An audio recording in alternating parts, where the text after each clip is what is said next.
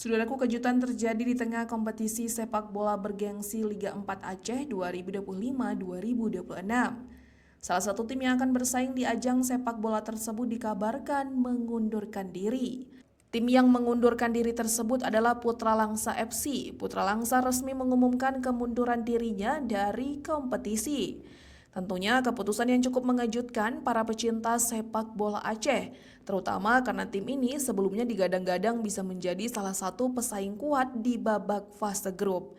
Pengunduran diri tersebut tertuang dalam surat PSSI atau Persatuan Sepak Bola Seluruh Indonesia Aceh tertanggal 15 November 2025 bernomor 167/PSSI Aceh /9/2025 perihal perubahan jadwal grup C Liga 4 Aceh tahun 2025-2026.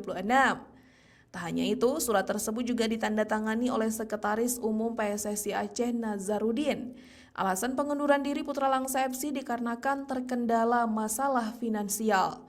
Berdasarkan postingan akun resmi Instagram Liga 4 Aceh @Liga 4 Aceh pada Rabu 19 November 2025 malam, alasan pengunduran diri Putra Langsa FC dikarenakan terkendala masalah finansial.